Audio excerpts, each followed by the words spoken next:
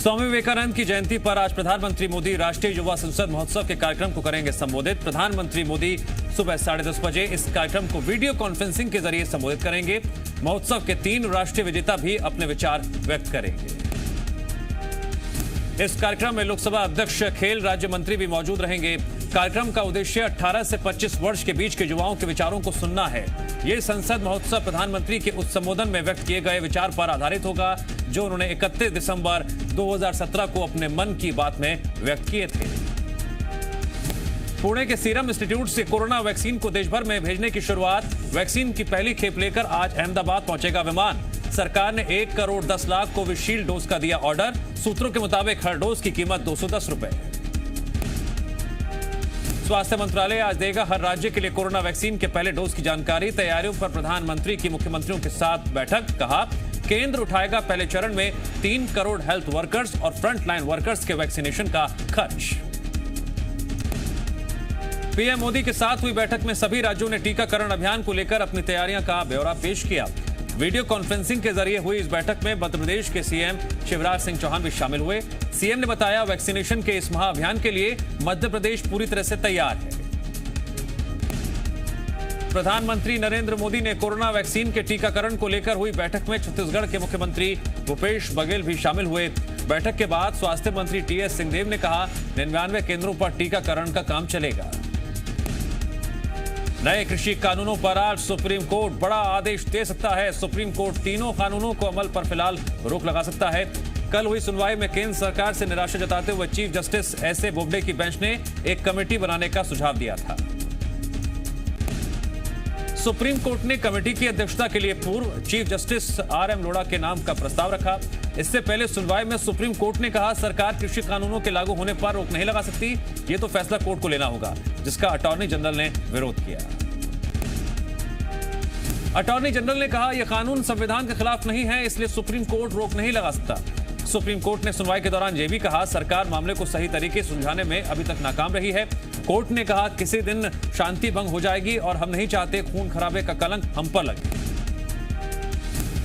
एक तरफ दिल्ली में डटे किसान नए कृषि सुधार कानून रद्द करने की मांग पर अड़े हैं, वहीं केंद्र सरकार लगातार किसानों से बातचीत कर विवाद सुलझाने में जुटी है। केंद्रीय कृषि मंत्री नरेंद्र सिंह तोमर ने एक बार फिर वार्ता से ही समस्या का हल निकलने की उम्मीद जताई। कृषि कानून पर सुप्रीम कोर्ट के रुख पर मध्य प्रदेश के कृषि मंत्री कमल पटेल ने कहा, कोर्ट जो भी फैसला सुनाएगा वो स्वागत योग्य है। कमल पटेल ने कांग्रेस पर किसानों को भड़काने का आरोप लगाया। कमल पटेल ने विपक्षियों पर निशाना साधते हुए कहा, यह देश लोकतांत्रिक व्यवस्था पर चलता है, कई पार्टियां यहां काम करती हैं, सबका अपना अपना हित है। शिवराज सरकार आज किसानों को बड़ी राहत दे सकते हैं। आज होने वाली कैबिनेट की बैठक में ग्रामीण ऋण मुक्ति विधेयक पर चर्चा कर सकती है। भोपाल में करीब 10 महीने आज सीएम शिवराज सिंह अपने मंत्रियों के साथ कैबिनेट की बैठक में हिस्सा लेंगे। बैठक के दौरान छोटे और सीमांत किसानों को गैर लाइसेंसी कर्ज चुकाने से मुक्ति दिलाने संबंधी प्रस्ताव पर मुहर लग सकती है। इसके तहत उनके गिरवी रखे गए जेवर, जमीन का कागज भी साहूकारों को वापस करने होंगे। इसके अलावा आत्मनिर्भर भारत योजना के तहत सूक्ष्म खाद्य योजना पर और सार्वजनिक वितरण प्रणाली।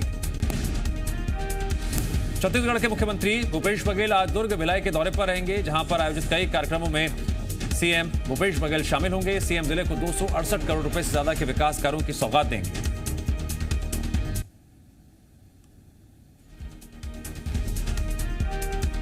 सीएम भूपेश बघेल भिलाई नगर निगम में 220 करोड़ रुपए के विकास कार्यों का लोकार्पण और भूमि पूजन करेंगे।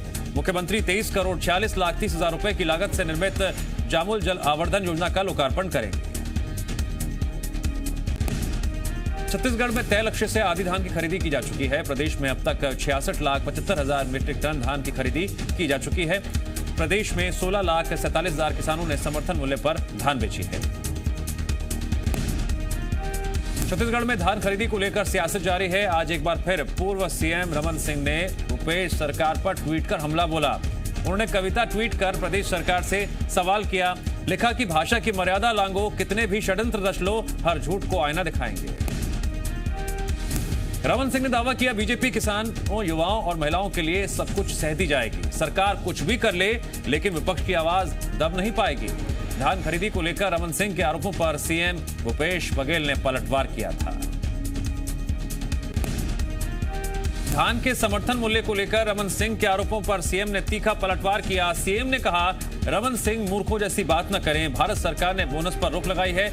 वहीं प्रदेश में नक्सलवाद की समस्या पर सीएम बघेल ने कहा, हम पूरी रणनीति के साथ नक्सलवाद से लड़ना चाहते हैं। महाराष्ट्र के वर्धा में छत्तीसगढ़ कांग्रेस नेताओं की ट्रेनिंग पर बीजेपी के तंज पर सीएम भूपेश बघेल ने पलटवार किया। कहा, मैं इंतजार कर रहा हूं, बीजेपी गोडसे मुर्दाबाद कब कहेगी। बीजेपी आज तक गोडसे को छोड़ नहीं पाई है।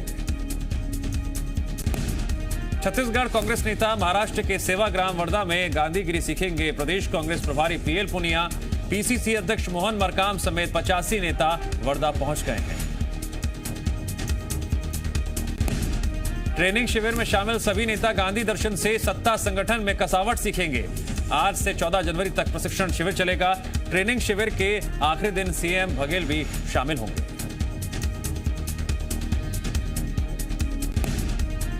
सीधी के निर्भया कांड पर राहुल गांधी ने ट्वीट किया। उन्होंने घटना बताते हुए लिखा, एक और निर्भया, कब तक सहेंगे नारी परिवार।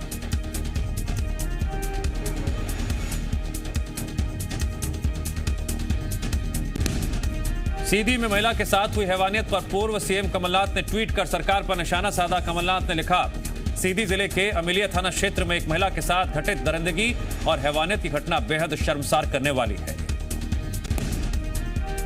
कमलनाथ ने लिखा, मध्य प्रदेश में बहन बेटियों के साथ अत्याचार और दरिंदगी की घटनाएं रुकने का नाम नहीं ले रही है। सरकार इस दिशा में कड़े कदम उठाए। सिर्फ कन्या पूजन से ही काम नहीं चलेगा, बहन बेटियों को समुचित सुरक्षा भी प्रदान करनी होगी। सीधी के निर्भया कांड पर सीएम शिवराज सिंह चौहान ने कहा, सभी आरोपी पकड़ लिए गए हैं। उन्होंने कहा, आरोपियों को कड़ी से कड़ी सजा दिलाने में कोई कसर नहीं छोड़ेंगे। एमपी के सीएम शिवराज सिंह चौहान लड़कियों की सुरक्षा के प्रति संवेदनशील है, जिसको लेकर उन्होंने बड़ा ऐलान किया। अब बाहर जाने वाली लड़कियों का रजिस्ट्रेशन होगा ताकि किसी मुसीबत में उन तक मदद पहुंच सके। सीएम शिवराज के मुताबिक जिले से बाहर जाने वाली बच्चियों का जिले में या फिर ग्राम पंचायतों में रजिस्ट्रेशन होगा। प्रदेश से बाहर जाने वाली बच्चों का जिलों में रजिस्ट्रेशन होगा। बेटियों की सुरक्षा के लिए लगातार उनकी ट्रैकिंग की जाएगी और कुछ नंबर दिए जाएंगे ताकि संकट के समय वो तुरंत संपर्क कर सके। कार दुर्घटना में घायल आयुष मंत्री श्रीपद नायक का प्रधानमंत्री ने जाना हाल। गोवा के मुख्यमंत्री से फोन पर की बात। रक्षा मंत्री राजनाथ सिंह ने भी इलाज की जानकारी ली। हादसे में गंभीर रूप से जख्मी हैं नायक, पत्नी समेत 2 लोगों की मौत। शिवपुरी में नसबंदी के बाद 50 महिलाओं को जमीन पर लिटा देने को लेकर मानवाधिकार आयोग सख्त हो गया है। आयोग ने स्वास्थ्य विभाग के अपर मुख्य सचिव मोहम्मद सुलेमान के खिलाफ 5,000 रुपए का जमानती गिरफ्तारी वारंट जारी किया है। दरअसल आयोग ने नसबंदी शिविर में लापरवाही पर संज्ञान लिया था और स्वास्थ्य विभाग से इस बारे में जवाब मांगा था। कृषि कानूनों के विरोध में कांग्रेस का प्रदर्शन लगातार जारी है। मंदसौर में कांग्रेस और सेवा दल के कार्यकर्ताओं ने स्थानीय कृषि उपज मंडी से लेकर कलेक्ट्रेट तक बैलगाड़ी यात्रा निकाली। बड़वानी के राजपुर नगर परिषद में अनियमितताएं सामने आई हैं। कांग्रेस विधायक के प्रतिनिधि ने आरोप लगाया, यहां सारे काम नियम के खिलाफ हो रहे हैं। प्रधानमंत्री आवास योजना में भी गड़बड़ी हुई है। शिकायत के बाद योजना के लाभार्थियों को नोटिस भेजा गया। वहीं मामले में सीएमओ ने कहा, जिन लोगों को नोटिस दिया गया है वो भी संपर्क में नहीं आए हैं, जांच जारी है। मुरैना में जहरीली शराब पीने से 8 लोगों की मौत, 2 गांवों के 8 लोगों की मौत, 6 लोगों का जिला अस्पताल में इलाज जारी, 2 लोगों को गंभीर हालत में ग्वालियर रेफर किया गया। खरगोन में भगवानपुरा के 4 गांवों में आबकारी विभाग ने मारा छापा। करीब 4 लाख रुपए की अवैध शराब पकड़ी गई। मौके से शराब बनाने का सामान भी बरामद। मध्य प्रदेश में लव जिहाद कानून बनते ही बजरंग दल अपने फॉर्म में आ गया। आरोप है छतरपुर में बजरंग दल ने विवादित पोस्टर चिपकाने शुरू कर दिए हैं। मंदिर परिसर में बनी पुलिस चौकी की दीवारों पर भी पोस्टर चिपकाए गए हैं। मामले में एसपी ने कहा, इन पोस्टरों और दीवार लेखन की जांच कराई जा रही है। खंडवा के कृषि विज्ञान केंद्र में कड़कनाथ मुर्गे को बर्ड फ्लू से बचाने के लिए कड़ी सुरक्षा में रखा गया है। कड़कनाथ मुर्गे और उनके बच्चों की पूरे यूनिट को आइसोलेट कर दिया गया है। किसी भी भारी व्यक्ति को यहां नहीं आने दिया जाएगा। 500 से ज्यादा कड़कनाथ मुर्गे और उनके बच्चे कृषि विज्ञान केंद्र में हैं। यहां मुर्गे आर्थिक रूप से कमजोर किसानों की आय को बढ़ाने के लिए ग्रामीणों को दिए जाते हैं। स्टील महंगा होने से कंस्ट्रक्शन खर्च बढ़ सकते हैं घरों के दाम, घर खरीदारों की बढ़ सकती है मुश्किलें।